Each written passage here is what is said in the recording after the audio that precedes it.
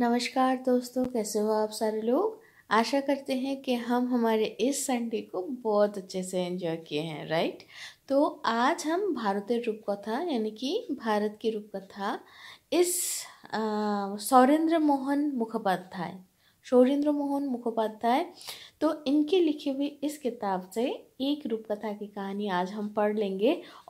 और इस किताब की जो पब्लिशर है वो है, आई सपोज ये विश्वास ही होगा, तो विश्वास पब्लिशिंग हाउस।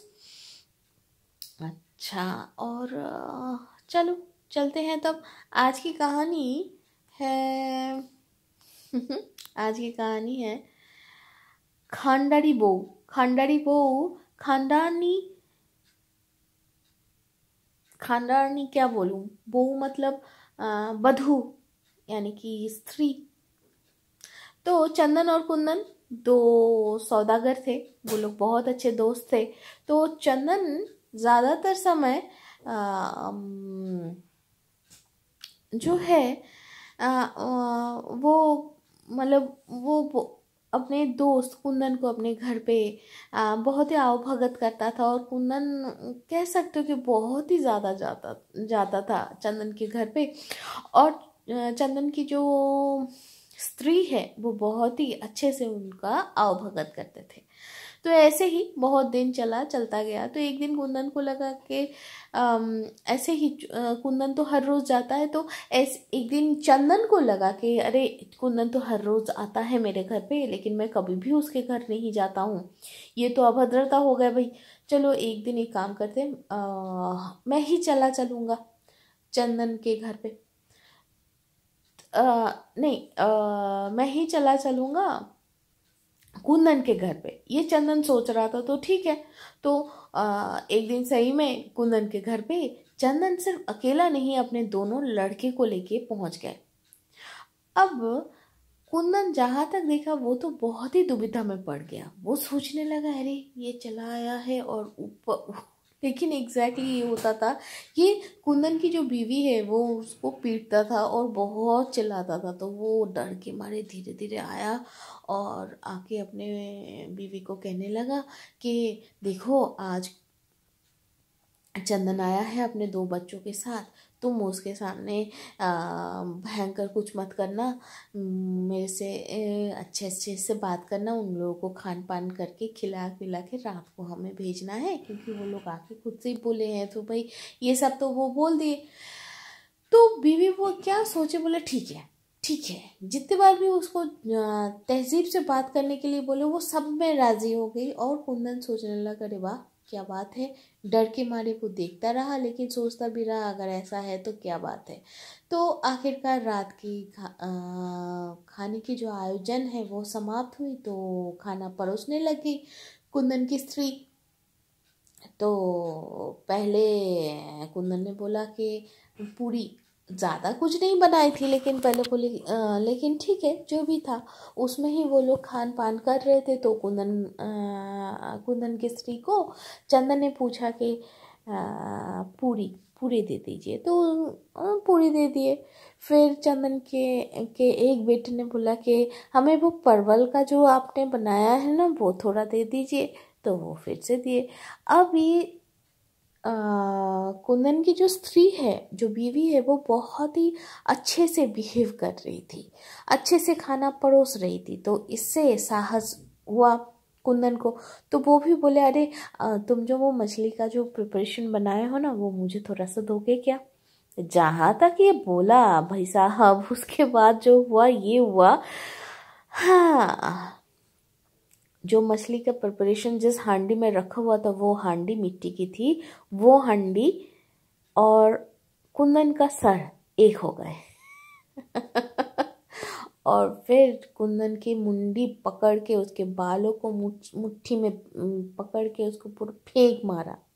तो ये हालत देखिए चंदन और उसके दोनों लड़के हक्का बक्का रह गए, स्थिर होके उठ के खड़े हो गए। और फिर क्या ही बोले।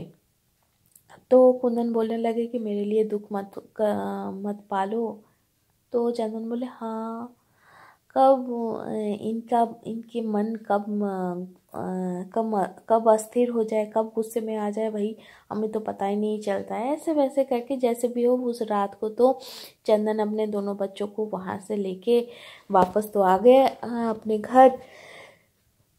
लेकिन लेकिन लेकिन चंदन के मन में ये बात हमेशा चलता रहा कि अपने दोस्त को कैसे उद्धार किया जाए, मुक्ति दिलाया जाए।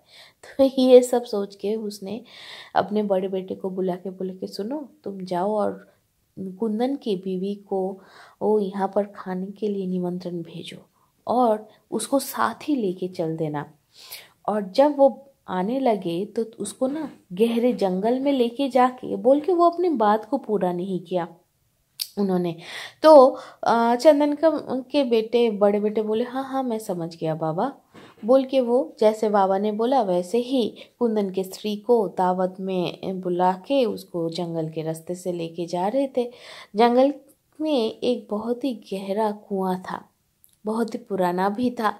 तो जहाँ तक उसके बगल से ये लोग चलने लगे तो चंदन का जो बड़ा बेटा था वो कुंदन की वाइफ को मतलब स्त्री को धक्का मार के फेंक दिया। और फिर वो सोच लेने लगा ये तो गहरा कुआं है तो ज़रूर इसका काम तमाम हो गया होगा, ये काम तमाम हो गया होगा। तो ये सोच के वो तो चला आया। लेकिन हुआ यूं था, वो कुआं बहुत पुराना था, पहली बात। दूसरी बात इसलिए वो सूखा हुआ था। और तीसरी बात ये है कि उसमें एक दैत्य रहता था। वो दैत्य उस दिन रात को निकलने ही वाला था कि ये हमारे जो कुंदन की जो स्त्री है वो धुप करके उसके ऊपर गिर गया। तो भाई ये क्या है? तो दैत्य गुस्से में आके बोले हैं तुम्हें डर नहीं लगता, तुम मेरे ऊपर गिर गए हो? तो कुंदन की स्त्री कहती है हाँ तुम दैत्य हो, मैं दैत्य की दीदी हूँ। तो दैत्य बोले सुनो, मैं बहुत दिनों से शादी करना चाह रहा था, तुम क्या मुझसे शादी करोगे क्या? तो दैत्य की जो बीवी है वो नहीं, कुंदन की जो बीवी है वो कहने लगी कि हाँ मैं शादी तो कर सकती हूँ, लेकिन उसका एक शर्त है, हर रोज सुबह तुम्हें मेरे हाथ से 100 जूते सर पे खाने होंगे। जूते की जो वार है, मार है, वो खाना पड़ेगा तुम्हें। तो दैत्य सोचा रहे मैं तो बहुत सालों से शादी करने का सोच रही थी, ठीक है जो मिले वही सही। हाँ बोल दिए वो। और ये हर रोज सुबह उठ के 100 बार जूते का मार वो खाने लग गया अपने सर पे। ऐसे ही चलता रहा। कुछ दिन बाद दैत्य और नहीं झेल पाया तो फिर उसने क्या किया, वहां से वो भाग के साधु के बेस में घूमने लग गए। और घूमते घूमते वो एक मंदिर पे आगे पहुंचे जहां पर कुंदन खुद विरक्त होके अपने बीवी से वो सन्यास लेके रह रहा था। और उसके पास वैसे भी खूब सारे धन संपत्ति थे तो वो सबको बांट रहा था। तो दैत्य, ये जो सन्यासी रूपी दैत्य है, वो उसके पास आश्रय मांगा। उसने वो बोला भी कि मुझे आश्रय दीजिए और मैं यहाँ का सारा काम कर दूंगा। तो हाँ वो करता था, लेकिन वो जब खाना भी खाता था तो वो 20 लोग का खाना एक साथ खा लेता था।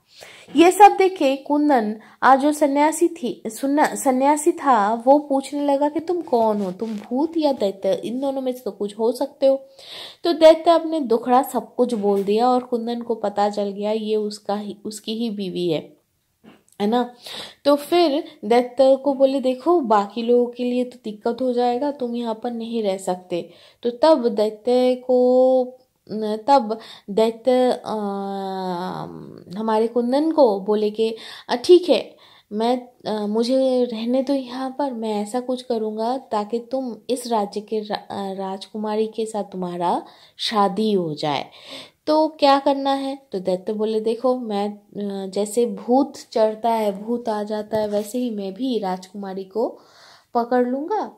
और फिर तुम जब आके राजकुमारी के कान में बोलोगे कि मैं आ गया, तो तभी मैं उसको छोड़ के चला जाऊँगा। सिर्फ इतना ही नहीं, ये भी बोला कि इस बीच में जितने सारे लोग आएंगे, मैं किसी के भी इसमें जो भी वो लोग करे, लेकिन मैं छोड़ के नहीं जाऊंगा। तो इससे होगा यूं कि राजा अपने राजकुमारी की शादी उनसे ही करवाने के लिए मजबूर हो जाएंगे जो उनको ठीक कर पाए। तो जैसा बोला दोनों ने वैसे ही किया। और फिर एक दिन राजकुमारी ये तो दैत्य के आवेश में वो तो बीमार पड़ गया था, वो नाचता था, चिल्लाता था, क्या नहीं करता था। और इतने दिनों से वो भोगतने लगी राजकुमारी के। आखिर में राजा ने ऐलान करवा ही दिया कि जो मेरी बेटी को स्वस्थ कर देगा उसके साथ ही मेरी बेटी की शादी होगी। और जहाँ तक ये घोषणा हुई वहीं वहाँ तक हमारे जो कुंदन है, कुंदन साहब जो सन्यासी के वेश में, उसको ठीक करने के लिए चला गया और फिर ठीक कर दिया तो शादी भी हो गई भाई।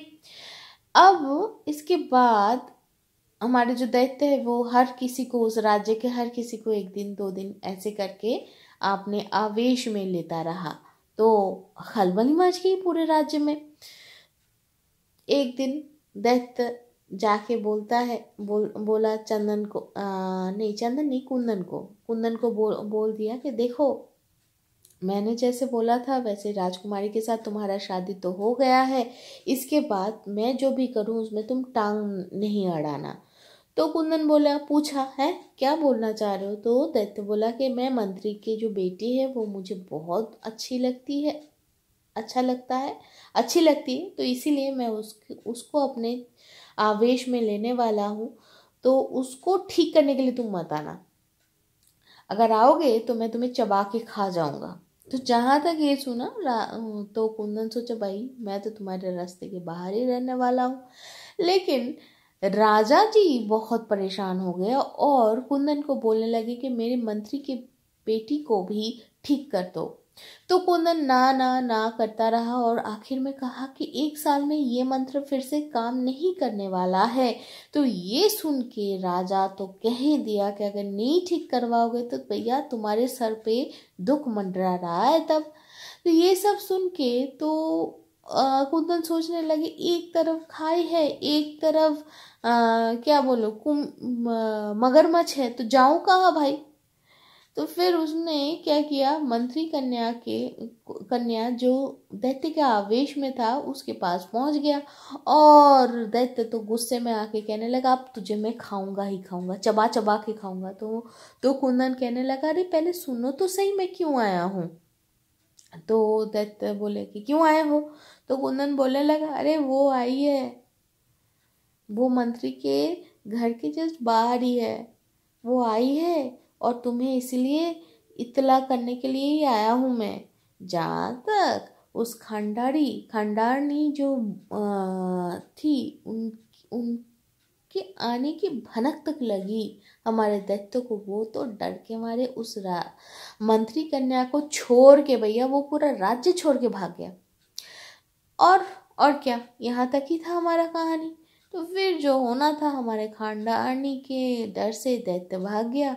और आप लोग समझ ही जाओ आज की कहानी की भावार्थ, सारांश कैसा है। ये देखो वो जूता मार रही है, हाय, बहुत पिटाई खाना पड़ा दैत्य को, इसलिए वो जहाँ तक सुना वो तो भाग गया।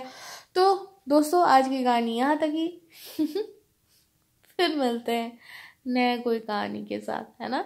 चलो टाटा।